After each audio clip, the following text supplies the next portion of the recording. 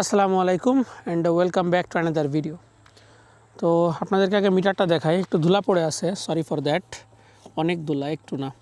তো যাই হোক, আমার হচ্ছে 10,006 কিলোমিটার হয়ে গেছে।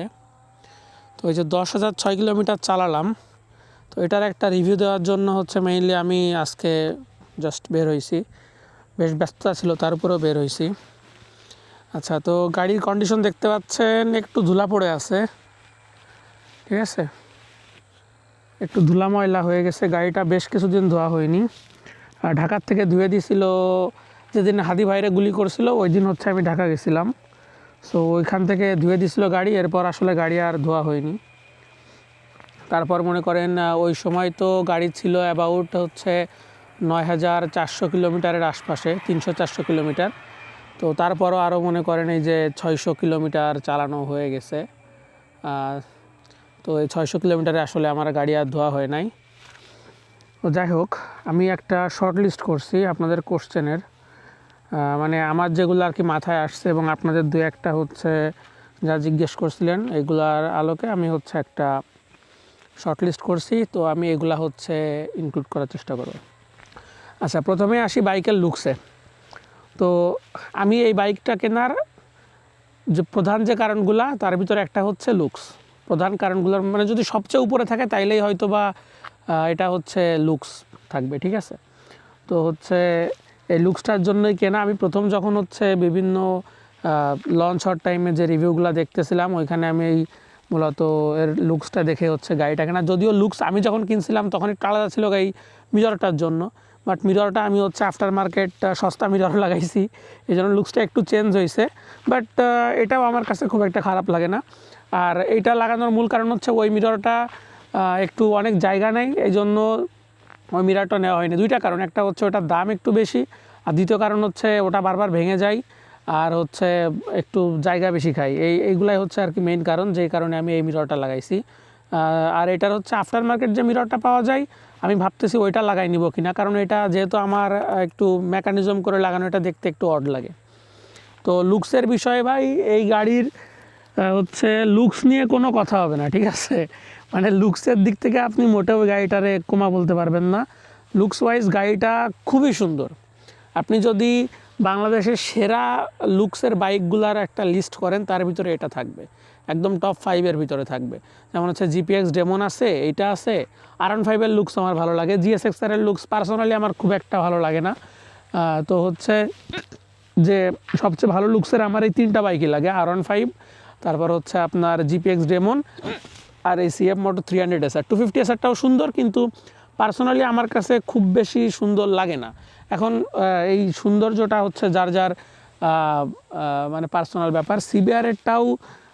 সিবিআরেরটা আমার কাছে নাম্বার 4-এ থাকবে, ঠিক আছে। আর তারপর হয়তো GSX-R থাকবে। সো ফেয়ার্ড বাইকের ভিতরেই। আর হচ্ছে আপনি যদি বিল্ড কোয়ালিটিতে আসেন, ভাই গাড়ির বিল্ড কোয়ালিটি যথেষ্ট ভালো। আমি বলি আমার গাড়িতে এখন পর্যন্ত কী কী হয়েছে। আমার গাড়ি হচ্ছে প্রথমে একবার পড়ছিল, পড়ে এখানে একটা ক্লিপ থাকে, ক্লিপটা ছুটে গেছিলো, তাছাড়া কিছুই হয় নাই, যেরকম সেরকমই আছে। ক্লিপটা আবার লাগাই নেওয়া হয়েছে, সব ঠিকঠাক। তারপর হচ্ছে আপনার একবার গাড়ি হচ্ছে এই সাইডে পড়ে গেছিলো। তো আমার যেহেতু বাম্পার গার্ড লাগানো আছে, সো গাড়ির কিছু হয় নাই, জাস্ট বাম্পার গার্ড বা ক্র্যাশ গার্ড যেটা বলেন ওইটাতে লাগছিল। ও এই সাইডে পরে আরও একবার পড়ছে, সেটা হচ্ছে ক্র্যাশ গার্ডে লাগছে, গাড়ির কোথাও কিছু লাগে নাই। আর একবার একটা সাইকেলের সাথে গুঁতা লাগছিল, লেগে এইখান থেকে এই দেখেন, এই যে এখানে এই একটা স্পট আছে, এইখানে হালকা হালকা স্পট আছে, অ্যান্ড এটা আছে। এটা আমি চাইলে কিটটা চেঞ্জ করে ফেলতে পারি। এটা ছোটো একটা কিট, এই কিটটার দাম কতই বা হবে, 1,000-1,500 টাকা হইতে পারে এই কিটটার দাম সর্বোচ্চ। তো হচ্ছে এই হচ্ছে বিল্ড কোয়ালিটির ব্যাপারে। বিল্ড কোয়ালিটি ভাই এখনও ওই যে 10,000 কিলো চালাইছি আমি, তো এই দেখেন এই যে ভাঙাচোরা রাস্তা, কিন্তু এগুলো ঠিক আছে, এগুলো মোটেও স্মুথ রাস্তা না, এই ভাঙাচোরা আছে রাস্তাগুলোয় দেখেন। তো আমি এই ধরনের রাস্তাতেই কিন্তু বেশিরভাগ চালাই বেড়াই, ঠিক আছে গাড়ি, যেহেতু আমার বাসা গ্রামে।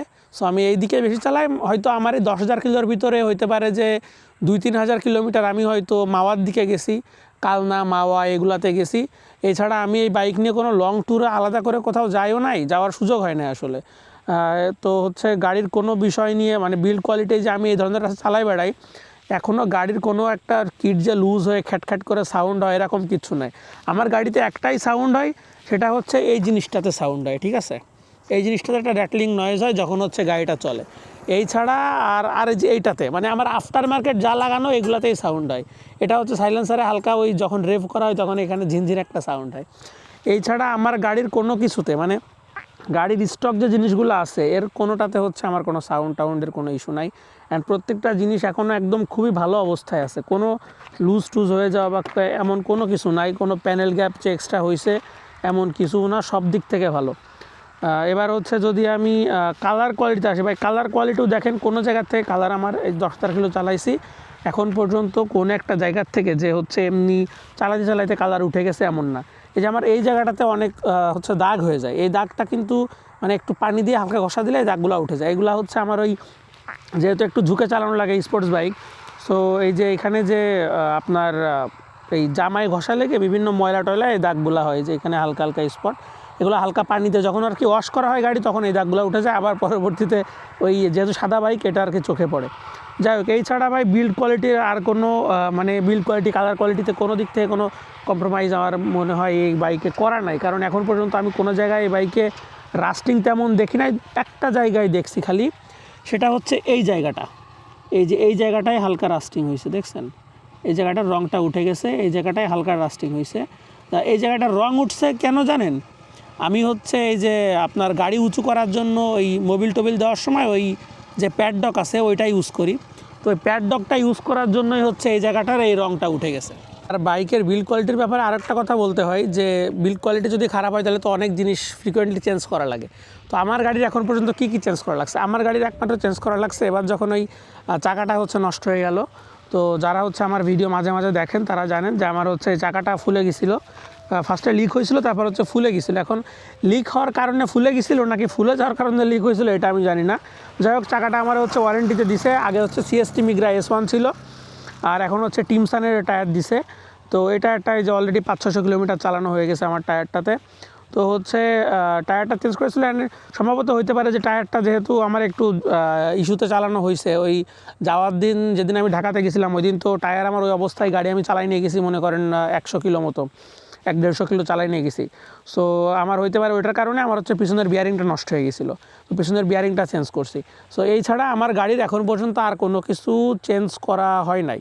আর যেগুলো চেঞ্জ করা লাগে যেমন হচ্ছে আপনার ইঞ্জিন অয়েল চেঞ্জ তো করতে হয়, তারপর হচ্ছে ওইখানে আপনি যে এয়ার ফিল্টার একবার চেঞ্জ করা হয়েছে, তাও এটা চেঞ্জ করা লাগতো না, ওটা প্রত্যেকবার জাস্ট হাওয়া দিয়ে পরিষ্কার করলে হয়ে যায়। বাট খুলনা থেকে সম্ভবত আমার ওটা ক্লিন করে দেয় নাই, এই জন্য হচ্ছে মাঝে যেহেতু একবার ক্লিন করা হয় নাই, সো অনেক একটা বড় গ্যাপ হয়ে গেছে, এই কারণে ওটা এত ময়লা হয়ে গেছিলো যে ওটা আমি চেঞ্জ করে ফেলছি। আর ওটাও ক্লিন করে হয়তো বা ইউজ করা যেত, বাট তারাও বলছে চেঞ্জ করতে, আমি চেঞ্জ করে ফেলছি। আর অয়েল ফিল্টার আমি প্রত্যেকবারই চেঞ্জ করি। আর হচ্ছে ইঞ্জিন অয়েল আমি সবসময় হচ্ছে সিনথেটিকটা ইউজ করি, হচ্ছে 10W40 মেবি 10W30 আমার এখন খেয়াল নাই। যাই হোক, আমার বাসায় আছে, ওইটা দেখে আমি প্রত্যেকবার কিনি অ্যান্ড হোয়াটসঅ্যাপ। আচ্ছা, এবার যদি আমি বাইকের সামনের দিক থেকে এক এক করে বলা শুরু করি, বাইকের হেডলাইটটা কেমন। হেডলাইটটা আপনি যদি রাস্তায় এমনিতে চালান আপনি দেখতে পারবেন ঠিকঠাক, কিন্তু আপনার সামনে থেকে যখন বড় গাড়ি আসবে তখন আপনি আর কিছু দেখতে পারবেন না। এই জন্য এই হেডলাইট নিয়ে আপনার হচ্ছে লংয়ে যাওয়া বা হচ্ছে রাত্রে আপনি যদি এমন হয় যে বেশি রাতে চালান, মাঝে মাঝে চালাইলেন রাত্রেবেলা আপনার ইমার্জেন্সি কোনো কারণে সেটা ভিন্ন কথা, কিন্তু আপনি যদি রাতে যদি অনেক রাইড করেন, যেমন আমি রাতে অনেক রাইড করি, আমি যে মাওয়া যাই বেশিরভাগই আমার বিকালবেলা বা সন্ধ্যাবেলায় যাওয়া পড়ে, দেখা গেলো বাড়ি আসতে আসতে রাত হচ্ছে 11টা 12টা 1টা বেজে যায়, ঠিক আছে। সো আমার ফগ লাইট লাগে, এই জন্য আমি মোটো কেয়ারের Z1টা লাগাইছি, এটা কাইন্ড অফ আপনার হচ্ছে FNM D1 আছে, ওইটার কাছাকাছি পারফরমেন্স এটার 19-20 হইতে পারে, ঠিক আছে, মানে পেপার ওয়াইজ কাছাকাছি, এটার পেপার ওয়াইজ এটা একটু আরও বেশি ভালো। এখন হচ্ছে যেহেতু আমি FNM D1টা পার্সোনালি ইউজ করি নাই, সো বলতে পারতেছি না, বাট আমি আগে টাচ লাইট R1টা ইউজ করছি, অ্যান্ড টাচ লাইট R1 এর ধারে কাছেও আসবে না, ঠিক আছে, ওটা হচ্ছে ফার বেটার। মানে টাচ লাইট R1-এর আপনার দুইটা লাইটে যে আলো, এর একটা লাইটে মনে হয় তার চেয়ে বেশি আলো। তো এই হচ্ছে হেডলাইটের বিষয় গেল, বাট হেডলাইটটা দেখতে ভাই খুবই সুন্দর, যখন গাড়িটা অন থাকে মারাত্মক লাগে দেখতে, ঠিক আছে। আমাকে এটা বেশ কয়েকজন বলছে যে ভাই আপনার গাড়ির হেডলাইটের লুকসটা দারুণ লাগে। এবার আসলে সাসপেনশনের কথায়, তো সাসপেনশনটা এখন পর্যন্ত হচ্ছে আমার কোনো সমস্যা হয় নাই, যেহেতু আমি এই ধরনের রাস্তা চালাই বেড়াই আমার একটু ভয়ে থাকতে হয় যে যেহেতু এটা USD সাসপেনশন মানে আপসাইড ডাউন সাসপেনশন, সো আমার যদি অয়েল সিল কেটে যায় তাইলে তো আমার অবস্থা খারাপ। তো এখন পর্যন্ত এরকম কিছু হয় নাই, আলহামদুলিল্লাহ চলতেছে, কোনোই সমস্যা হয় নাই। তো আচ্ছা, আরেকটা বিষয় দেখাই, সাসপেনশনের এইখানের কালার হালকা হালকা উঠে গেছে, তবে এটা সম্ভবত উঠছে, কারণ যেহেতু এটা নিচের দিকে আপনারা বিভিন্ন নুড়ি পাথর এসে এসে এখানে লাগে, এই কারণে হইতে পারে এটা, আর অন্য কোনো কারণেও হইতে পারে, আই এম নট শিওর। তো সাসপেনশন এমনিতে হচ্ছে এইসব ছোটোখাটো ভাঙাচোরায় ঠিক আছে, বাট আপনার যখন একটু স্পিডে একটু মানে গিয়ে পড়ে গর্তের ভিতরে, তখন তো একটা ভালো হচ্ছে ঝাঁকি হয়। ইভেন ঝাঁকিতে তো আমার মানে মাঝে মাঝে ভয় লাগে যে হচ্ছে ভেঙে চুরে গেল কিনা সামনের থেকে কিছু, মানে যে একটা ঝাঁকি লাগে, মানে এটার তো সাসপেনশন আপনার কমিউটারে যেরকম তুলতুলা সাসপেনশন, এটার কিন্তু তুলতুলা সাসপেনশন না। সো এটা আপনার মাথায় রাখতে হবে, কারণ তুলতুলা সাসপেনশন হলে আপনি কর্নারিং করতে পারবেন না ভালো করে, কর্নারিংয়ের সময় গাড়ি হচ্ছে বেশি দোলে আর কি। এই জন্য স্পোর্টস বাইকের সাসপেনশন সাধারণত একটু স্টিফার সাইডেরই দেওয়া থাকে। তো আমি হচ্ছে এটাতে পিলিয়ন নিয়েও ঘোরাফেরা করি অনেক। আমার হচ্ছে একটা ফ্রেন্ড আছে, তার 100+ কেজি, তারে নিয়ে আমি ঘুরছি, অনেক ঘুরছি, মাওয়াতে গেছি, কালনাতে গেছি, মানে অনেক ঘুরছি তারে নিয়ে আমি, ভাঙাচোরা রাস্তার ভিতরে অনেক টানাটানি করছি, অনেক ঘুরছি। তারপর হচ্ছে আমার ওয়াইফরে নিয়েও আমি বেশ অনেক ঘুরছি। তো ওভারঅল আমার হচ্ছে তেমন কোনো আমি সমস্যা এখনও ফিল করি নাই, আমার সাসপেনশন বেশ ভালোই, স্পোর্টস বাইক হিসেবে সাসপেনশন যথেষ্ট ভালো। এবার হচ্ছে যদি আমি এটার ব্রেকসের কথায় আসি, ভাই এর ব্রেকসরে বিট করার মতো আর কোন গাড়ি বাংলাদেশে আছে, আই ডাউট। এত ভালো ব্রেক ভাই। আর ব্রেক হচ্ছে আমি এই যে 10,000 কিলো চালাইছি, আমার এখনও ব্রেক প্যাড চেঞ্জ করা লাগে নাই। আমি হচ্ছে যখন 6,500 কিলোতে মেবি, মানে আমার 7,500 কিলোতে সার্ভিস করার কথা ছিল, যে 4th সার্ভিস, বাট আমি ওটা হচ্ছে আপনার একটু আগে আগে করাইছিলাম, ওটা আমি হলো 6,500 করাইছিলাম, কারণ আমার আগের সার্ভিসটা ওরা দ্রুত নেওয়া হয়েছিল এই কারণে। তো যাই হোক, আমার হচ্ছে আমি যে আগে আগে সার্ভিস করাইছিলাম, তো ওই 6,500 সময় আমার ব্রেক প্যাড দুইটাই চেক করা হয়েছিল। আমি পিছনের ব্রেকটা একটু কম ইউজ করা পড়ে, আমার ইমার্জেন্সি না হইলে হয়তো পিছনেরটা ধরাই পড়ে না, বা খুবই হালকা হালকা ধরা পড়ে। এই জন্য পিছনের ব্রেক প্যাডটা বলতে গেলে আমার ওইখান থেকে খুলনা থেকে খুলে বলতেছিল যে ভাই এটা তো খোলাই লস হয়ে গেল, তো পুরো নতুন রয়েছে। তো যাই হোক, ওই অবস্থায় ক্লিন করে আবার লাগাই দিল। আর হচ্ছে সামনের ব্রেক প্যাডটা আমারে বলছিল ভাই 1,500 কিলো মতো চলতে পারে। আর তো আমি হচ্ছে ওইটা দিয়ে অলরেডি ঢাকায় গেছিলাম যখন, তখন তো 9,500 কিলো ছিল রাফলি। সো দেখেন 6,500 থেকে 9,500 কিলো, অ্যাবাউট 3,000 কিলো চালাইছি। চালানোর পরে চেক করা হয়েছে, তারাও বলছে যে ভাই কমপক্ষে 1,000-1,500 চালাইতে পারবেন। তারপর আমি ওটা বাসায় এসে হচ্ছে একটু সাউন্ড হচ্ছিলো ভিতরে, মনে হয় আসার সময় ময়লা টয়লা ঢুকছিল, তো ওটা আবার ক্লিন করছি। তো ওটাও আমি হচ্ছে তখন আমার যে নতুন একটা ব্রেক প্যাড আমার কাছে আছে, আমি মোটরোলা থেকে গিফট পাইছিলাম। সো ওইটা হচ্ছে আমি কম্পেয়ার করে দেখলাম, ওটা এখনও অনেক চলবে ভাই ব্রেক প্যাডটা, ঠিক আছে। অ্যান্ড ব্রেকের বাইট এখনও যথেষ্ট ভালো আছে। তো হচ্ছে ব্রেকের ব্যাপারে এই গেল। সামনের ব্রেকটা ভাই খুবই ভালো। পিছনের ব্রেকটা যদি বলি যে যেমন হয় আর কি, পিছনের ব্রেকটা একটু হচ্ছে কম রেসপন্সিভ হয় সামনেরটার তুলনায়, এটা তো সেরকম। তবে এবিএসের কথায় যদি আমি এবার আসি, এবিএস ভাই মানে আমার কখনো এমন হয় না যে আমার মানে ভালো রাস্তায় এবিএসে ডিস্টার্ব হচ্ছে, বাট এবিএস আপনার ডিস্টার্ব দিবে আপনি যদি যখন ভাঙাচোরা রাস্তার ভিতরে থাকবেন, যখন হচ্ছে নুড়ি পাথরের ভিতরে থাকবেন, তখন এবিএসে একটু ডিস্টার্ব দেয়, ঠিক আছে। তো এই হচ্ছে এবিএসের বিষয়টা। ডিস্টার্ব দেয় মানে হচ্ছে আপনার চাকা লক হয়ে যাবে এমন না, বাট হচ্ছে আপনি বুঝতে পারবেন যে এবিএসটা যেরকম স্মুথলি কাজ করার কথা ওরকম স্মুথলি কাজ করতেছে না, মনে হয় যে ব্রেকটা একটু স্লো কাজ করে, ঠিক আছে, যখন আপনি ভাঙাচোরার ভিতরে থাকবেন বা নুড়ি পাথরের ভিতরে থাকবেন। এটা হচ্ছে ব্রেকের বিষয়ে। আর হচ্ছে এবিএস দুইটাই ভালো কাজ করে, সামনে পিছনে আমি কখনো কোনো ইস্যু ফেস করি নাই। বাট হচ্ছে যেহেতু গাড়ির পাওয়ার বেশি অ্যান্ড ট্র্যাকশন কন্ট্রোল নাই, সো আপনার যখন একটু নুড়ি পাথরের ভিতরে যাবেন তখন একটু থ্রটলটা একটু হিসাব কিতাব করে মুছড়ায়েন, তাইলেই হবে, তা না হলে হচ্ছে পিছনের চাকাটা একটু স্কিড করে। এটা ব্রেকের সাথে রিলেটেড না, এটা জাস্ট হচ্ছে পাওয়ারের সাথে রিলেটেড, আমি জানাই দিলাম আর কি। আচ্ছা, এবার আসি হচ্ছে পার্টস অ্যাভেলেবিলিটিতে। ভাই গাড়ির এখন পর্যন্ত আমার এমন কোনো পার্টসের ইস্যু হয় না যে পার্টসে তারা বলছে যে ভাই এই পার্টসটা তো নাই। তো আমার হচ্ছে এই ক্লাস লিভারটা হচ্ছে প্রথমবার যখন পড়ছিল, এই ক্লাস লিভারটা বাঁকা গেছিলো, হালকা বাঁকা আছে এটা এখনও। তো এটার দাম অনেক, এটা সম্ভবত 2,750 টাকা অথবা 2,350 টাকা। এই জন্য আমি এটা পাল্টাই নাই। আমি হচ্ছে সার্ভিস সেন্টারে বলছিলাম, বললো যে এটা আছে, কিন্তু আপনার যদি আপনার নিজের কাছে যদি কোনো প্রবলেম মনে না হয় তাহলে এটা চেঞ্জ করার দরকার নেই। আমি আর চেঞ্জ করি না, এটা এইভাবেই রয়েছে। এটা একদম প্রথম দিকে পড়ছে, মানে প্রথমে 1,000 কিলোমিটারের আশপাশে পড়ছিল। তো হচ্ছে ওইভাবেই আমি চালাচ্ছি, এটা সমস্যা নাই, আলহামদুলিল্লাহ চলতেছে। আর একটা ইস্যু যেটা হয়েছে, আমার যে এই কিটটা হচ্ছে লকটা ভেঙে গেছিলো, তো এটা আমি জিজ্ঞেস করছিলাম। তো যেহেতু এটা আমার বাইরে থেকে বোঝা যায় না, কোনো স্ক্র্যাচ টিস্ক্র্যাচ কিছুই না, আমি তো এখানে এখন এমনিতেই কার্বন ফাইবার করে রাখছি দুই সাইডে।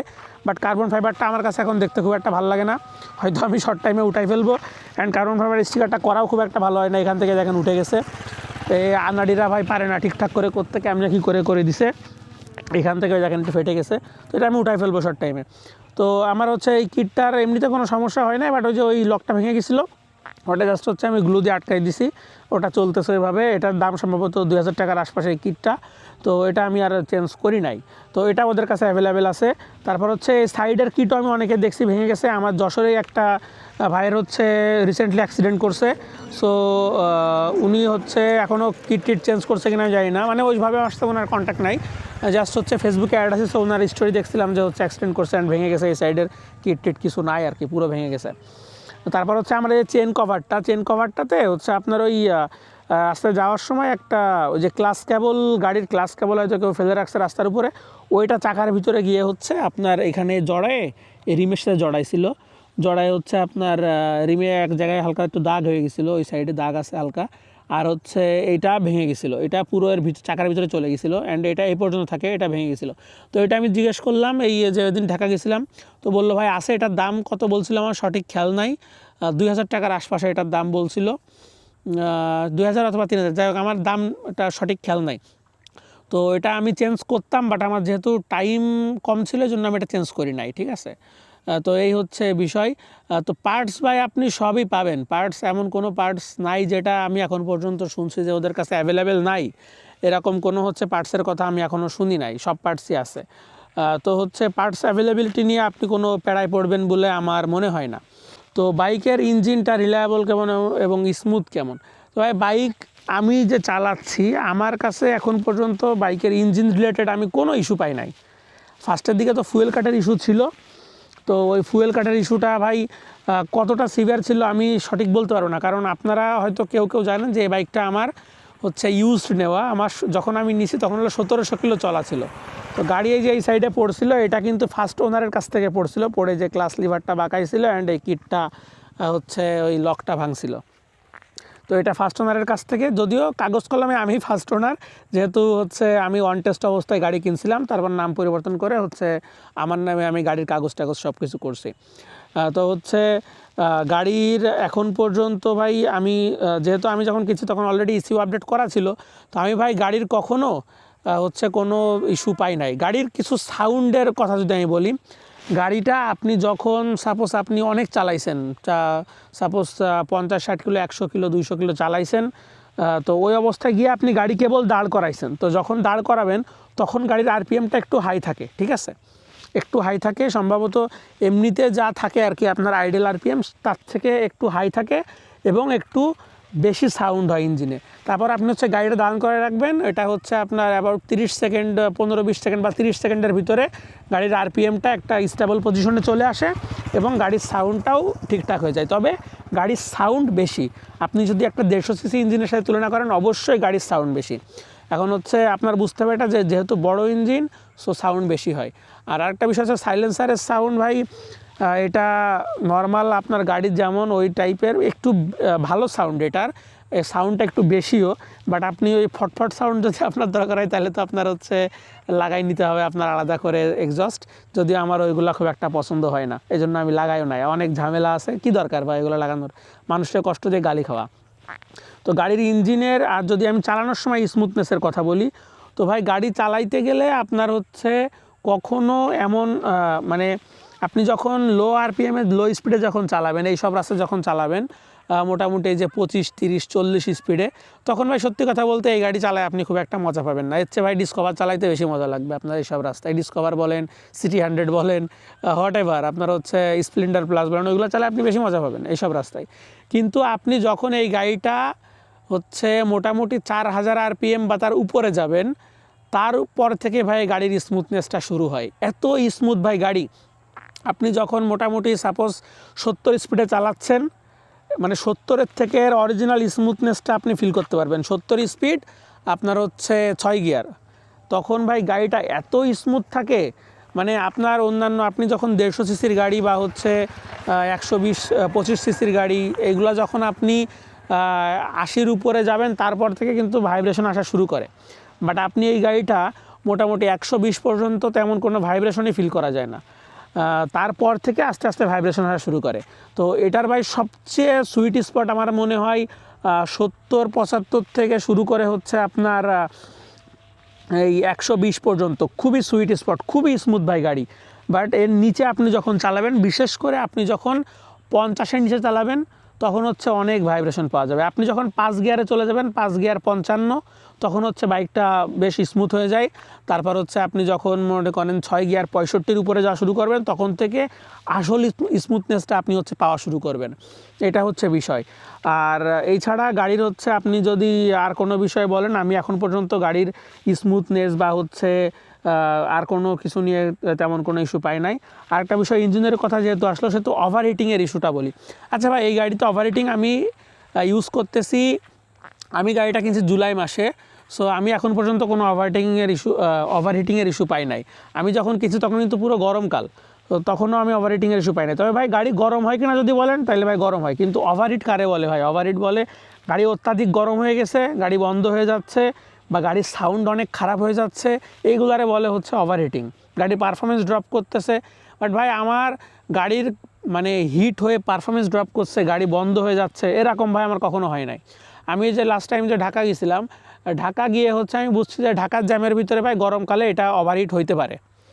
ঠিক আছে, গরমকালে যেহেতু আমি চালাই না, আমি শীতকালে চালাইছি, তো গরমকালে যদি ভাই আপনি ঢাকার জ্যামের ভিতরে এই গাড়ি চালান, তাইলে হইতে পারে ওভারহিট।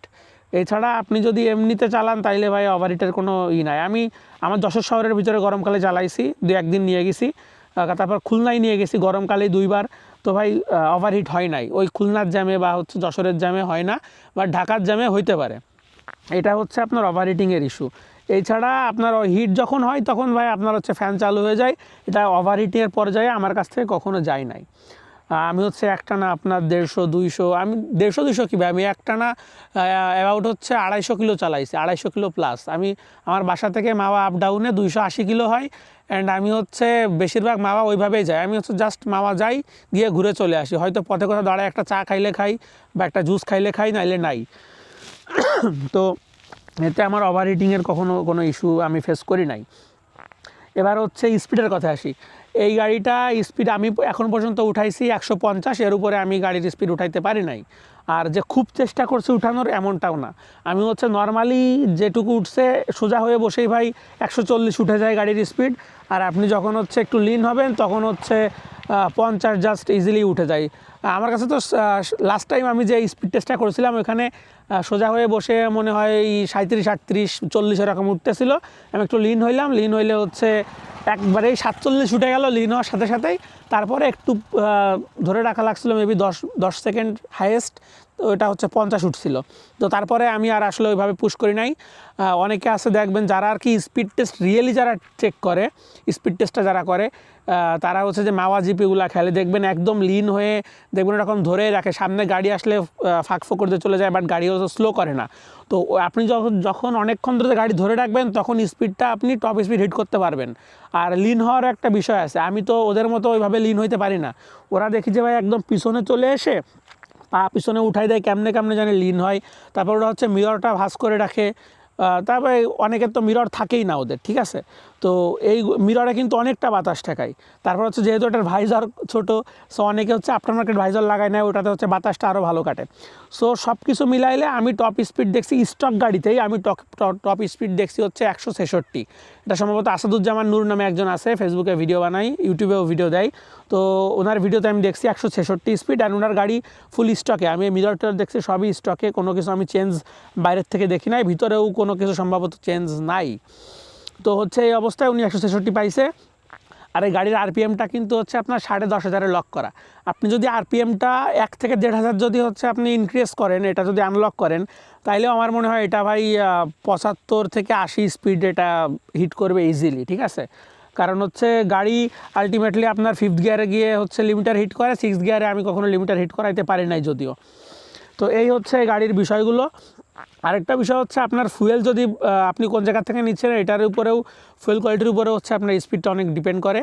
তবে আমি যদি পাওয়ার কাটের কথা বলি, আমার ভাই এই গাড়ি কেনার পর থেকে আমি জাস্ট লাস্ট টাইম এই যে আমার এই প্রায় 10,000 কিলো হওয়ার আগে, এই 5th সার্ভিসের পরে আমি এই মাওয়া গেছিলাম আমার একটা ফ্রেন্ডে নিয়ে, অনেক ভারী ওই ফ্রেন্ড, 100 কেজি প্লাস ওজন, আমার ওজনও অনেক 78 কেজি। সো হচ্ছে আমরা দুজনে মিলে মাওয়া গেছিলাম। তো ওই দিন হচ্ছে একটু ফুয়েল কাটের ইস্যু আমি ফেস করছি। আমার এই 10,000 কিলোমিটারের ভিতরে জাস্ট এইবারই হচ্ছে আমি ফুয়েল কাটের ইস্যু ফেস করছি। এই ছাড়া ইসিউ আপডেটের পরে আমি কখনোই ফুয়েল কাটের ইস্যু ফেস করি নাই। তাও এই ফুয়েল কাট ইস্যুটা ফেস করছি আমি কখন জানেন, যখন হচ্ছে 80-র উপরে হঠাৎ করে অনেক পুল টুল করছে, ঠিক আছে, 120-এর আশপাশে, সেই টাইমে হালকা একটা বোঝা যাচ্ছিল যে হালকা একটা ফুয়েল কাট দিচ্ছে, ঠিক আছে। তবে ওই যে মানে একটা ধাক্কা মারা যে ফুয়েল কাট একদম ছেড়ে দেওয়া ওরকম না, বাট ফিল করছি আমি। এটা শুধুমাত্র একবারই হয়েছে। সো আমি এটা আমি গাড়ির দোষ দিতে পারতেছি না, কারণ এটা আমার ফুয়েলের দোষও হইতে পারে।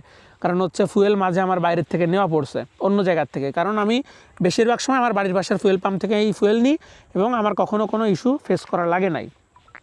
এবার হচ্ছে ওভারটেকিংয়ের কথা আসি ভাই। ওভারটেকিংয়ের কথাই এই বাইকের আসলে বলার কিছু নাই। ওভারটেকিং করে খুবই মজা ভাই। আপনি আপনার গাড়ি যদি হচ্ছে 100-তেও থাকে, আপনি তাও ওভারটেক করার জন্য মানে এনাফ পাওয়ার পাবেন। জাস্ট হচ্ছে আপনার 5th গিয়ার 6th গিয়ার যেটাই থাকুক, আপনি জাস্ট মোচড় মারবেন 100 থেকে 120-এ ভাই, একদম 2-1 সেকেন্ডের ভিতরে উঠে যাবে। সো আপনার মানে পাওয়ার ইস্যু নিয়ে ভাই কোনো, মানে এটা ওভারটেকিং পাওয়ার নিয়ে কোনো ভাই কনফিউশনে আপনার থাকা লাগবে না। খুবই মজা পাবেন ভাই এটাতে ওভারটেক করে, ঠিক আছে। এবার কমফোর্টের কথা আসি ভাই। বাইকটার পিলিয়ন সিট, এটা হচ্ছে আপনার স্পোর্টস বাইকে যেমন হয় আপনি সেরকমই এটা ভাবতে পারেন। এটা খুব বেশি কমফোর্টেবল না, বাট আমার ওয়াইফরে নিয়ে আমি এখান থেকে মাওয়া গেছি, মাওয়া থেকে আসছি। সো এটা যে একেবারে মানে চলার মতো না এমনটাও না। আমার ওয়াইফ হচ্ছে বাবু নিয়ে বসছে, সো তারপরেও সে আর কি ঘুরে আসতে পারছে এবং আমার কমপ্লেন করে নাই যে বসতে পারতেছি না, ব্যথা লাগতেছে, এমন কিছু কমপ্লেন করে নাই। বাট যেহেতু উঁচু গাড়ি এবং হচ্ছে যখন টান টান দেওয়া হয় তখন একটু পিছন দিকে একটু আসে, সো ওই সব ক্ষেত্রে আসে। বাট আপনি যদি এটা থেকে আপনি কমফোর্টেবল চান, যে হচ্ছে প্লাটিনা, এফজেড, তারপর হচ্ছে আপনার মানে যে কোনো কমিউটার সেগমেন্ট, এক্স ব্লেড, তারপর হর্নেট, ওইগুলোর মতো আপনি যদি কমিউটার সেগমেন্টের যদি কমফোর্টের থেকে আশা করেন, তাইলে তো ভাই আমার আর কিছু বলার নাই, তাইলে তো ভাই সেটা ইম্পসিবল। বাট এমনিতে বেশ কমফোর্টেবল। আর যদি পিলিয়ন সিটের কথা বলেন, এটা ভাই আমার কাছে মনে হয় অনেক কমফোর্টেবল। আমি হচ্ছে যদি সামনের দিকে সরে এসে বসি তাইলে খুবই কম লিন হওয়া লাগে, প্রায় মোটামুটি সোজা হয়ে গাড়ি চালানো যায়। আর যদি আপনার হাইট যদি আমার চেয়ে বেশি হয়, আমার হাইট হচ্ছে 5 ফুট 5 ইঞ্চি, আপনার হাইট যদি আমার চেয়ে বেশি হয় তাহলে তো আপনার ভাই লিনই হওয়া লাগবে না, ঠিক আছে, একদম সোজা চালাতে পারবেন। আর আপনার যদি লিন হওয়ার ইচ্ছা হয়, আপনি সিটটা তো অনেক বড়, আপনি জাস্ট একটু পিছন দিকে সরে আসবেন অ্যান্ড আপনি হচ্ছে লিন হয়ে চালাতে পারবেন। সেক্ষেত্রে আপনি যদি স্পিড আপ করতে চান সেটা হচ্ছে আলাদা হিসেব। কিন্তু ভাই গাড়িটা যথেষ্ট কমফোর্টেবল, বাট হচ্ছে গাড়িটার ওয়েট অনেক। সো আপনি যখন একটু ভিড়ের ভিতরে আপনি যখন চালাবেন তখন একটু কষ্ট হয়। আপনার যদি হচ্ছে পিলিয়ন থাকে তাইলে তো কষ্টটা আরও হয়। আর যদি ভাই কাত হয়ে যায়, কাত হয়ে গেলে ভাই আমার গাড়ি মানে আমি সবসময় ঠেকাইতে পারি না গাড়ি। 2বার কাত হয়ে যাওয়ার পরে গাড়ি 2বার পড়ে গেছে। তো এই পড়ে যাওয়ার রিজন হচ্ছে শুধুমাত্র গাড়ির ওয়েট, যে এমনটা না, আরও একটা রিজন আছে, সেটা হচ্ছে আমার হাইট। আপনি যদি ফ্ল্যাট ফুট পুরোপুরি করতে পারেন তাইলে সুবিধা হয়। যেমন আমি হচ্ছে 2বার পড়ছি, 2বারই আর কি অন্য গাড়ি সামনে হুট করে এমন কাজ করছে। একবার হচ্ছে সাইড দিয়ে আমি যখন ওভারটেক করতে গেছি, সাইড দিয়ে আরেকটা ঢুকাই দিয়েছে গাড়ি, অ্যান্ড ওই সাইডে ভাঙা ছিল। আমি ওই ভাঙার কারণে আমি আর কি পা নামাইতে পারি না, ওই সাইডে অনেক নিচু ছিল, এই কারণে গাড়ি পড়ে গেছিলো। সো ওইটা হচ্ছে এই সাইডে পড়ছিল, আর একবার হচ্ছে এই সাইডে পড়ছিল। তো 2বারই আর কি পড়ছে ওই ভারী, প্লাস হচ্ছে যেহেতু 2 সাইডেই নিচে ছিল, 2বারই এমন হয়েছে যে রাস্তার থেকে আর কি বাইরের সাইডের দিকে নিচু, এই জন্য আমি আর কি পা দিয়ে ঠেই পাই না, এই জন্য গাড়ি পড়ে গেছে। তো ভারী, গাড়িটা বেশ ভারী, 155 কেজি সম্ভবত গাড়ির ওয়েট। আর আমি যেহেতু অলওয়েজই প্রায় ফুল ট্যাঙ্ক রাখি গাড়ি, সো গাড়ির ওয়েটটা আরও তো বেড়ে যায় অটোমেটিক্যালি। সো এটা হচ্ছে বিষয়টা, গাড়ির কমফোর্টের বিষয়। গাড়িটা মোটামুটি স্পোর্টস বাইক হিসেবে অনেক কমফোর্টেবল, তো আপনি চালাতে পারেন। আর হচ্ছে জিপিএক্সে যেমন সমস্যা হচ্ছে পায়ে ব্যথা লাগে এই জায়গাটাতে, এতে ওরকম কোনো ইস্যু নাই। সো আপনি কমফোর্টেবলি চালাতে পারবেন, কোনো ইস্যু নাই। আর আমি তো ভাই এখন লংয়ে গেলে যদি এক্সপ্রেসেতে যাই, আমি এর উপরে পা উঠাই দিয়ে বসে থাকি। তো যাই হোক, গাড়িটা যথেষ্ট কমফোর্টেবল লাগে। এবার হচ্ছে একটা কথা বলি, এই গাড়িটা যারা ভাই অনেকে কি চায় যে আমি এই গাড়িটা 300 সিসির গাড়ি নিচ্ছি টানাটানি করার জন্য, ভাই টানাটানি তো করতে পারবেন, কিন্তু এখন আপনি এই গাড়িটা স্টকে যে অবস্থায় আছে, আপনি যদি স্টকে এটার সাথে আপনি যদি এখন টানাটানি করতে যান, অনেক সময় হইতে পারে যে আপনি হচ্ছে একটু আনস্যাটিসফাইড হবেন, কারণ আপনার এটা স্পিড খুব দ্রুত উঠবে। 135-40 পর্যন্ত, তো একদম ভাই ওই 47 পর্যন্ত বলতে পারেন, 47 বা 50 পর্যন্ত একদম গুলির বেগে উঠবে স্পিড, ঠিক আছে। আপনার অন্য যে বাইকগুলো আছে বাংলাদেশে, এর কোনোটা ওই 150 স্পিড পর্যন্ত এর ধরতে পারবে বলে আমার মনে হয় না। আর আপনি যদি টানাটানিতে আরও অভ্যস্ত হন তাইলে তো আরও দ্রুত আরও স্পিড উঠাইতে পারবেন। তো হচ্ছে ওই পর্যন্ত ধরতে পারবে না, কিন্তু তারপরে গিয়ে আপনার হচ্ছে R15 GSX-R এইগুলা যেগুলো একটু মডিফাই করা এগুলা হচ্ছে আপনার কাছাকাছি চলে আসবে। তো হচ্ছে আপনি যদি টানাটানি করার উদ্দেশ্যে নেন বাইক, তাইলে ভাই একটু ডিসঅ্যাপয়েন্ট হইতে পারেন, কারণ ওই ইনিশিয়ালে অনেক স্পিড উঠবে। কিন্তু আপনি যদি মাওয়াজিবি খেলতে চান, যেখানে হচ্ছে আপনার ওই 20-30 কিলোমিটার আপনি জাস্ট টানতেই আসেন, সেইখানে আপনার আশপাশে অন্য গাড়িও চলে আসবে, মাঝে মাঝে ওই মডিফাই করাগুলো আপনার ওভারটেক করবে। তো হচ্ছে আপনি যদি শুধুমাত্র স্পিডের জন্য যে আমি ভাই শুধু টানাটানি করবো, তাইলে ভাই আপনি এই গাড়ি নিয়েন না। আপনি হচ্ছে তাইলে GPX-এর দিকে যান, GPX 250 যেটা আছে ওইটার দিকে যান। কারণ হচ্ছে GPX-টা আপনি বলতে পারেন এটা হচ্ছে একটা GSX-R বাইকেরই হচ্ছে চাইনিজ ভার্সন বা Thailand version, what ever it is. তো হচ্ছে GPX-টা হচ্ছে ওরকম GSX-R-এর সাথে আপনি কম্পেয়ার করতে পারেন, যেটা টানাটানির জন্য বানানো ওই বাইকটা। আর হচ্ছে CF মোটর, আপনি যে বাইকটাই যান ভাই, CF মোটর একদম সব বাইক, প্রত্যেকটা বাইকই ভাই আপনার এটা যেহেতু ইউরোপিয়ান স্ট্যান্ডার্ডে আপনার বানানো, আপনার এমিশনের জন্য হচ্ছে আপনার বাইকের পাওয়ারটা অনেক কমায় দেওয়া, ঠিক আছে। আপনার CF মোটর একদম প্রত্যেকটা বাইক, যে বাইকের কথাই আপনি বলেন, প্রত্যেকটা বাইকেই আপনি হচ্ছে হাই এন্ডে গিয়ে পাওয়ার কম পাবেন, কারণ তারা হচ্ছে এটা ম্যাপিংটা এমনভাবে করছে যাতে এমিশনটা কম হয়। এখন হয় আপনার এই গাড়ি কিনে আপনি আর্নি করতে চাইলে হয় আপনার হচ্ছে ওই ইস্যুটা আপডেট করে নিতে হবে, আপনার মতো মডিফাই করে নিতে হবে, তাইলে আপনি আবার টপে গিয়ে হচ্ছে যে কোনো বাইকরেই মোটামুটি ওই সেগমেন্টে বিট করতে পারবেন। বাট যদি আপনি স্টকে চালান তাইলে আপনি ওই টপ এন্ডে গিয়ে আপনি একটু ডিসঅ্যাপয়েন্ট হবেন। এইটারে ভাই আমার মনে হয় পার্সোনালি এটা হচ্ছে আপনি বলতে পারেন যে চাইনিজ CBR, বুঝছেন, মানে অনেকে হাসতে পারে বাট ইটস ট্রু। এটা যদি আপনি কমফোর্টের কথা বলেন, আপনার ওই GSX-R, তারপর হচ্ছে R15 GPX এগুলো যেমন লিন হয়ে চালানো লাগে, এটা ওরকম না, মোটামুটি ভালোভাবে চালানো যায়।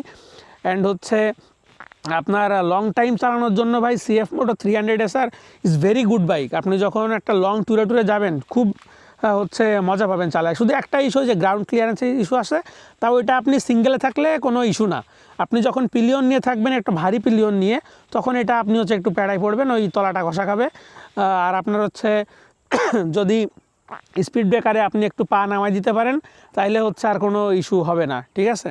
তো আজকের ভিডিওটা আসলে অনেক বড় হচ্ছে, আমি জানি ভিডিওটা মেবি হচ্ছে 40-50 মিনিট হয়ে যাবে, বাট স্টিল আমি চেষ্টা করতেছি আপনারা যারা বাইকটা কিনতে চাচ্ছেন তাদের যেন বাইকটা এই ভিডিওটা দেখে যাতে হেল্প হয়, ঠিক আছে।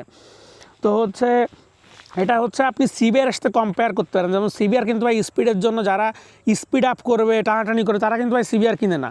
CBR-টা কিনে একটা স্পোর্টস বাইক, পাওয়ার ভালো আছে, বাট আপনি যদি ওই টানাটানি করতে চান আপনার জন্য ওই বাইক না। আপনার স্পোর্টস বাইকের ফিল নেওয়ার ইচ্ছা, আপনি হচ্ছে জাস্ট ওভারটেকে একটা পাওয়ার চান, আপনি একটু কমফোর্টেবলি রাইড করতে চান স্পোর্টস বাইক হওয়া সত্ত্বেও, বাইক রিলায়েবল থাকবে, ইঞ্জিনটা ভালো হবে, সো ওই সব কারণে মানুষ CBR-টা নেয়। সেম একই ক্ষেত্রে আপনার হচ্ছে এই CF মোটরটাও আপনি নিতে পারেন। আপনি যদি অন্যান্য বাইকের সাথে তুলনা করেন, এটার ইঞ্জিনটা ভাই এখন পর্যন্ত আমি কোনো ইস্যু পাই নাই। অ্যান্ড হচ্ছে আমি ঘাটাঘাটি করে এমন কোনো মেজর ইস্যু পাই না যে হ্যাঁ CF মোটরের ইঞ্জিন সব ফাউল, ইঞ্জিন সব নষ্ট হয়ে যাচ্ছে, এমন কোনো আমি রিপোর্টও অনলাইনেও কখনো দেখি নাই। একটা ইস্যু আপনি পাইতে পারেন, সেটা হলো সাউন্ডের ওই যে সিম অ্যাডজাস্টমেন্টের বা ভালভ ক্লিয়ারেন্স অ্যাডজাস্টমেন্টের যে বিষয়টা, ওটা হচ্ছে একটা সাউন্ডটা একটু হইতে পারে। আমারটাই খুব সিভিয়ার প্রবলেম না, বাট 2-1 জনের নাকি অনেক প্রবলেম হয়েছে, সেটা তারা বলতে পারবে, ঠিক আছে। তারপর ওই যে হচ্ছে অনেক আমি একজনের নিজে দেখছি, সেটা হচ্ছে ওই যে সেলফের একটা প্রবলেম আছে, যে গাড়ি যখন বন্ধ হয় তখন হচ্ছে ক্যাট করে একটা জোরে সাউন্ড হয়। তো ওটা হচ্ছে সম্ভবত সেলফ রিলেটেড একটা ইস্যু, ওটা 2-1 জনের হইতে পারে, বাট ওটা হচ্ছে ইউনিটের উপরে ডিপেন্ড করে, আপনার সব বাইক গড়ে ওরকম না। সো হচ্ছে এটা আপনি বলতে পারেন যে চাইনিজ CBR।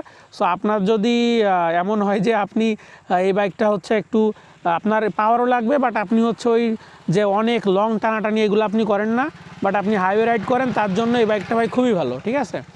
কারণ ভাই আমি আরেকটা বিষয় কি, যারা স্পিডের কথা বলে, আমি ভাই একটা জিনিস বুঝি না, এর যে টপ স্পিড, আপনি টপ স্পিডে ভাই কতক্ষণ চালাবেন? ওটা আপনার স্যাটিসফ্যাকশনের জন্য যে হ্যাঁ আমার গাড়ি এত স্পিডে ওঠে, বা আপনি হচ্ছে মাওয়াজিপি খেলেন, টানাটানি করেন, সেই ক্ষেত্রে ভাই আপনি করতে পারেন, ঠিক আছে। কিন্তু এমনিতে আপনি যদি রিয়েল লাইফে বলেন ভাই আমি এই গাড়ি হচ্ছে 100 প্রায় প্রায় ওঠে, সেটা আলাদা হিসেবে। 100 মনে করেন আমি রাস্তা একটু ফাঁকা পাইলে, সব রাস্তায় অনেক সময় 80 তো ইজিলি উঠে, 100 উঠাই, যেহেতু হচ্ছে ব্রেকটা খুব ভালো সেহেতু আমি স্পিড আপ করতে পারি। বাট 100-র উপরে আসলে ভাই আমি ওইভাবে খুবই কম যাই। একমাত্র যখন আমি মাওয়া যাই তখন হচ্ছে রাত্রেবেলা গেলে হয়তো বা 120, 25, 30-এ হচ্ছে আমি ক্রুজও করছি, যে 25, 30-এ হচ্ছে জাস্ট একটানা চালাইছি, 15-20 কিলো চালাইছি, 30 কিলো চালাইছি, একদম এরকমও হয়েছে, ঠিক আছে। তো এই ছাড়া হচ্ছে আপনি যে টপ স্পিড ওই 150-এ আপনি কতটুকু চালাবেন আই ডাউট। সো আমার মনে হয় যে ওই দিক থেকে ভাই এটা হচ্ছে নেওয়া, মানে ওই স্পিডের কথা চিন্তা করে যারা নেবে তাদের, তাই ছাড়া ভাই আর কারোর কোনো সমস্যা হওয়ার কথা না এটাই। আরেকটা আসি, সেটা হচ্ছে ফুয়েল যে সেন্সরটা আছে, এটার ফুয়েল মিটার সেন্সর বা লেভেল ইন্ডিকেটর যে সেন্সরটা, এটা নিয়ে এইটার ইস্যু ভাই সিএফ মোটরতে অনেক মানুষ এটা ফেস করছে, ঠিক আছে। এটা ভাই সিএফ মোটর একটা ইস্যু। এখন আপনারা যদি কেউ যদি বলে যে এটা ইস্যু না ভাই, সে দালাল ছাড়া আর কিছু তারা বলার নাই, ঠিক আছে। এখন হইতে পারে যে 100 গাড়ির ভিতরে আপনার 20-30টা গাড়িতে ইস্যুটা হয়েছে, তো 100টার ভিতরে 20-30টা হওয়া মানে কিন্তু হিউজ বিষয়, ঠিক আছে। তো অনেকেই দেখলাম ফুয়েল সেন্সর হচ্ছে টাকা দিয়ে চেঞ্জ করে নিছে। তো আমার একটাই ছিল যে আমার যদি টাকা দিয়ে চেঞ্জ করতে বলে আমি তাদের সাথে আর্গুমেন্ট করব। বাট আমি যখন প্রথমে খুলনায় দেখাইছিলাম, আমার সেন্সর ইস্যু হয়েছিল, তারা হচ্ছে জাস্ট ক্লিন করে দিছিল। ক্লিন করে দেওয়ার পর 1 সপ্তাহ মতো ভালো ছিল, তারপর আবার সেই সমস্যা হয়ে গেল, ভুলভাল দেখাইতো, 1 দাগ 2 দাগ ফুয়েল কম দেখাইতো, ফুল ট্যাঙ্ক করার পরেও 1 দাগ কম দেখাইতো, দেখা গেলো আমার ফুয়েল দেখাচ্ছে রিজার্ভে, তারপরেও আমি 100 কিলো চালাই ফেলছি, এমনও হয়েছে, ঠিক আছে। তো হচ্ছে এটার ইস্যু আছে। আমি ঢাকায় হচ্ছে লাস্ট যেবার গেলাম, ঢাকায় গেছি তো আজকে বুধবার, সো অ্যাবাউট হচ্ছে মেবি 12-13 দিন হয়ে গেছে। তো ঢাকার থেকে আমি ফুয়েল সেন্সরটা আমার ফিক্স করার পর ওরা আবার ক্লিন করে দিছে, অ্যান্ড ক্লিন করার পরে এখন পর্যন্ত আমার ফুয়েল সেন্সর নিয়ে আমি আর কোনো প্যারাই পড়ি নাই, আমার গাড়ি সব ঠিকঠাক চলতেছে, সেন্সরটা এখন ঠিকঠাক রিডিং দিচ্ছে। বাট সেন্সরের ওই কথা, সেন্সরে ইস্যু হচ্ছে। এখন এটা হইতে পারে যে সেন্সরটা এমনভাবে বানানো যেটা হচ্ছে আপনার ভালো তেলের জন্য, বাংলাদেশের তেলে যেহেতু অনেক ময়লা সেহেতু ইস্যুটা হচ্ছে, এটা হইতে পারে। বাট ইস্যুটা হচ্ছে এটা আমি আপনাদেরকে জানিয়ে রাখলাম, ঠিক আছে। আমি যেমন গাড়ির ভালো দিকটা বলি, খারাপ দিক যা যা আছে, যেমন ওইখানে একটা জায়গায় রাস্টিং হয়েছে, একটা না অ্যাকচুয়ালি 2টা জায়গায়, ওই সেম জায়গায় ওই সাইডেও হয়েছে। ওই যে আমি প্যাড ডকটা লাগাই, হইতে পারে যে ওই কারণে ওই জায়গাটার রং উঠে ওই জায়গাটা রাস্ট হয়েছে। তো ওই জায়গাটা আমি হচ্ছে কালার করে নিব, তা নাহলে রাস্টটা সরাই যেতে পারে। তো হচ্ছে এটা হচ্ছে ইস্যু আমি আপনাদেরকে বলছি। তারপর গাড়ি মানে যা যা ইস্যু আমি যা যা পাইছি ভাই, এই যে আমার একবার ফুয়েল কাট হয়েছে আমি সেটাও আপনাদের বলছি, ঠিক আছে। সো আমার যদি আপনার দালাল বলেন তাহলে ভাই আমার আর কিছু করার নাই, ঠিক আছে। নিজের টাকা দিয়ে বাইক কিনছি, অ্যান্ড আমি যে ভিডিও একটা শখের বসে বানাই এবং সঠিক ইনফরমেশনটাই দেওয়ার চেষ্টা করি। আচ্ছা, এবার মাইলেজের কথায় আসি। মাইলেজ ভাই আমি গাড়ি কেনার পর থেকে আমি 30-এর নিচে কখনো মাইলেজ পাই নাই। মোস্ট অফ দ্য টাইম আমি 31-32 mileage pi. But the last day আমি যেদিন মাওয়া গেছি, এদিন মাওয়ার থেকে এসে ভাই আমি মাইলেজ মাপছি, মাইলেজ পাইছি ভাই 24, ঠিক আছে। আমি পুরো অবাক, ঠিক আছে। 24 মাইলেজ কেমনে, তাও ভাই দেখছে, আমি কিন্তু আপনাদেরকে ওইটারও ভিডিও আপলোড দিছি, 24 মাইলেজ পাইছি এটা। তো আমার মেবি মাইলেজ টেস্টের ভিডিও আমার চ্যানেলে অ্যাবাউট হচ্ছে 10টা মতো ভিডিও আছে, 8টা থেকে 10টা ভিডিও আছে মাইলেজ টেস্টের উপরে। তো আপনারা সবগুলাই দেখতে পারেন, প্রত্যেকবারই দেখবেন যে ভাই আমার হচ্ছে মাইলেজ আমি প্রত্যেকবারই 31-32 এরকম পাই, 2-1বার হয়তো 30 পাইছি। তো অন এভারেজ আমি হচ্ছে 31-32ই মাইলেজ পাই। বাট এই লাস্ট টাইম আমি হচ্ছে এত কম পাইছি মাইলেজটা। তো এটা নিয়ে ভাই আমি বেশ ডিসঅ্যাপয়েন্ট যে এত কম মাইলেজ কেমনে পাইলাম। তো যাই হোক, আমি হচ্ছে আবারও মাইলেজ টেস্টটা করব, হয়তো 1-150 কিলো চালানোর পরে আমি আবার হচ্ছে ফুয়েল যখন লোড দিব তখনই আমার মাইলেজ টেস্টটা আবার হয়ে যাবে, এটা আপনাদেরকে জানাবো। তো আপনি যদি ভাই এটা হচ্ছে সিটির ভিতরে চালান, সিটি দিয়ে তারপর হচ্ছে সামনে যদি চালান, তাইলে হয়তো মাইলেজ আপনি আমার মনে হয় 28-27 এরকম পাবেন হয়তো। আর হচ্ছে যদি আপনি হাইওয়েতে রাইড করেন, যদি ভালোভাবে রাইড করেন তাহলে ভালো মাইলেজ পাবেন। তো লাস্ট দিনের কথা আমি একটু বলি। লাস্ট দিন আমার সাথে আমার ওই ভারী বন্ধুটা ছিল, অ্যান্ড আমিও ভারী, দুইজনই ভারী, অ্যান্ড হচ্ছে টানাটানি করছি অনেক। ওই দিন হচ্ছে আমরা এখান থেকে কালনা পর্যন্ত খুব ভদ্রভাবে চালাই গেছি। বাট কালনার পরের থেকে ওইখান থেকে মাওয়া পর্যন্ত মোস্ট অফ দ্য টাইম হচ্ছে 100+ স্পিড ছিল, 100 মোটামুটি হচ্ছে আপনার ভাঙা পর্যন্ত 90 থেকে 110 এরকম চালাই গেছি কালনা থেকে ভাঙা পর্যন্ত। আর যখন হচ্ছে এক্সপ্রেসওয়েতে যখন উঠছি, এক্সপ্রেসওয়েতে উঠার পর থেকে শুরু করে আপনার আবার হচ্ছে এক্সপ্রেসওয়েতে উঠার পর থেকে শুরু করে আপনার মাওয়া পর্যন্ত গিয়ে, মাওয়া থেকে আবার ঘুরে কালনা পর্যন্ত আসা পর্যন্ত ভাই 100-র নিচে কখনো মানে ব্রেক করা যখন লাগছে তখন ছাড়া বা স্লো করা লাগছে এরকম অপশন ছাড়া রাস্তায় ভাই 120-এর উপরেই চালাইছি গাড়ি, বুঝছেন? 100 120 এইভাবে চালায় আসছি। তারপরে বাকি রাস্তাটা হচ্ছে ওরকম 90-100-তে চালায় আসছি এই কালনার পরেও।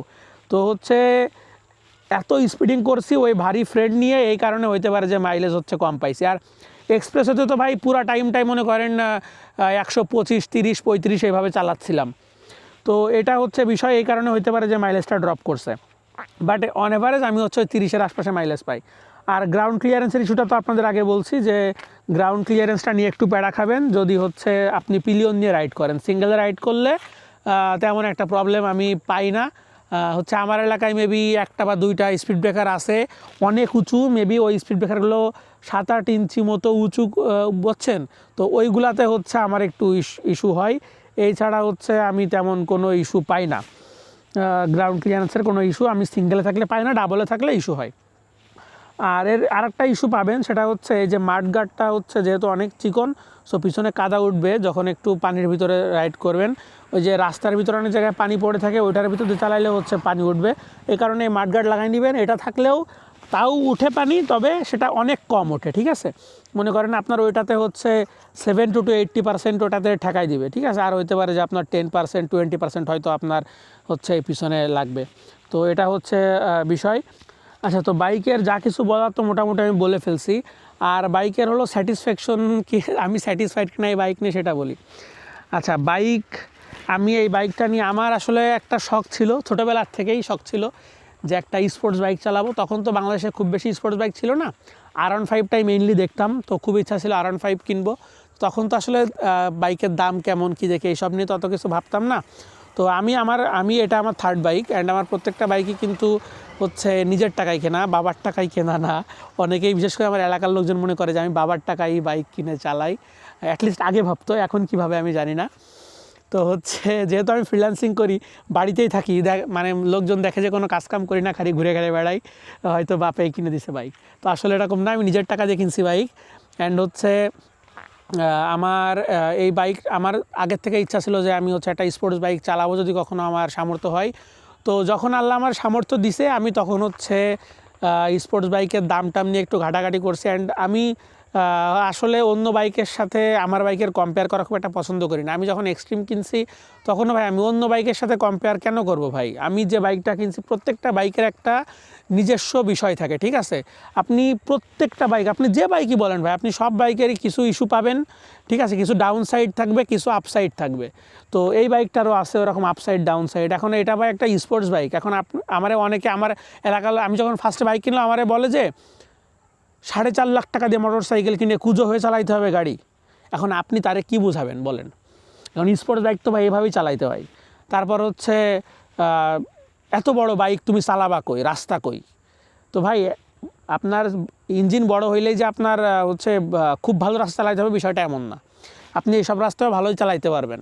আমি তো গ্রামেই বেশিরভাগ চালাই, গ্রামের এই রাস্তাগুলাই যে ভিতরে যেসব পিচের রাস্তা আছে এগুলোতে আমি বেশিরভাগ চালাই বেড়াই। আর হচ্ছে মাঝে মাঝে হচ্ছে দেখা গেল লংয়ে গেলাম, একটু ঘুরতে চিল করতে গেলাম, সেটা আলাদা হিসেব। তো ভাই আসলে চালানোর রাস্তা আছে, এটা আসলে মানুষের পার্সপেক্টিভের আসলে ভুল, ঠিক আছে? আমি হচ্ছে অন্য বাইক নিই নাই, কারণ অন্য বাইকের যে প্রাইসটা আমার কাছে জাস্টিফাইড মনে হয় না। এখন ভাই এক একজনের মেন্টালিটি একরকম। আপনার কাছে যদি মনে হয় যে ভাই প্রাইস কিছু না, আমার গাড়ি পছন্দ হয়েছে আমি গাড়ি নিব, আপনি নিতে পারেন ভাই, অন্য গাড়ি পেড়া নাই। বাট যদি আমারে বলেন যে ভাই আমি এই গাড়ি নিয়ে স্যাটিসফাইড কিনা, আমি ভাই স্যাটিসফাইড এই গাড়ি নিয়ে, ঠিক আছে? এই গাড়ি নিয়ে আমি এখন পর্যন্ত এমন কোনো ঝামেলায় পড়ি নাই যে ঝামেলাটার জন্য আমার মনে হবে যে গাড়ি নিয়ে আমি স্যাটিসফাইড না। আচ্ছা, এটা যদি আপনার প্রথম বাইক হয়ে থাকে তাইলে আপনি এটা নিয়ে স্যাটিসফাইড নাও হতে পারেন। বাট এটা যদি আপনার সেকেন্ড থার্ড ফোর্থ বাইক হয়ে থাকে তাইলে আমার মনে হয় আপনি এই বাইক নিয়ে স্যাটিসফাইড হবেন। এর কারণ হচ্ছে আপনি প্রথম যখন একটা বাইক কিনেন, তো ওই বাইকটাতে, প্রত্যেকটা বাইকটাতে যে টুকটাক কিছু ইস্যু থাকে।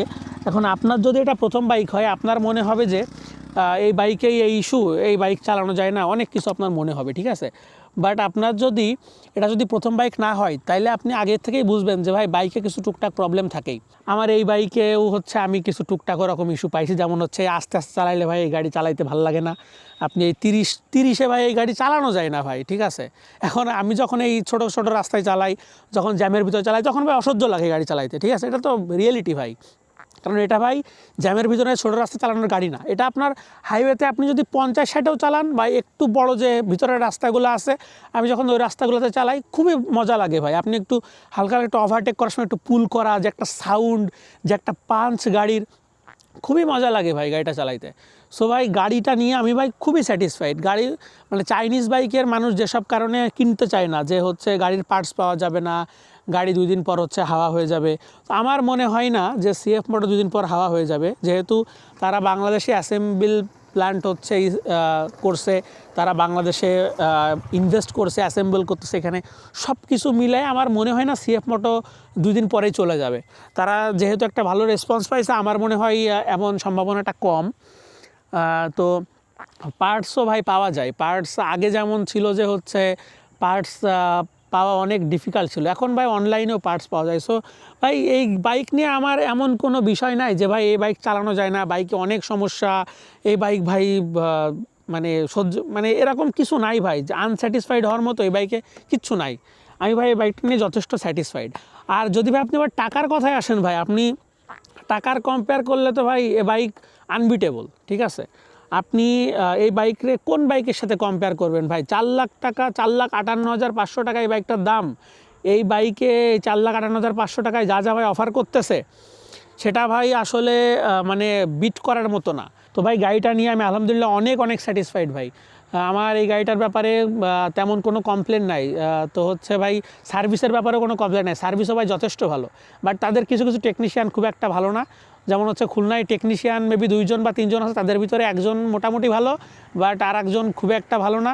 সো বাট ঢাকায় আমি যে কাজ করাইছি, তারপর হচ্ছে আমি একবার হোম সার্ভিস নিয়েছিলাম, ঢাকা থেকে একটা ভাইয়া এসে করে দিয়ে গেছিলো, তো তারা অনেক স্কিল্ড ভাই। সো আমার এইসব বিষয়ে কোনো কমপ্লেন নাই।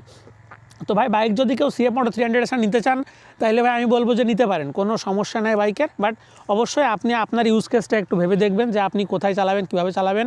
আপনি আরও 2-1 জনের রিভিউ দেখবেন, সব কিছু বিবেচনা করে আপনি বাইক নেবেন। তা আপনার টাকা ভাই, ঠিক আছে, এখানে দালালি করার কিছুই নাই। নিজের টাকা দিয়ে বাইক কেনা ভাই, দালালি করার তো যারা করে ভাই তারা মূর্খ। তো যাই হোক, এই ছিল আজকের ভিডিওটি যারা সম্পূর্ণ দেখছেন, আশা করি আপনারা অনেক ইনফরমেশন জানতে পারছেন বাইকের ব্যাপারে। আর যদি 2-1টা কোনো ইস্যু যদি আমার বাদ থেকে যায়, তাইলে হচ্ছে আপনারা কমেন্টে আমার আস্ক করেন, আমি ওইগুলা হচ্ছে অ্যান্সার দেওয়ার চেষ্টা করব। তো ভিডিওটি সম্পূর্ণ দেখার জন্য সকলকে অসংখ্য ধন্যবাদ। আসসালামু আলাইকুম।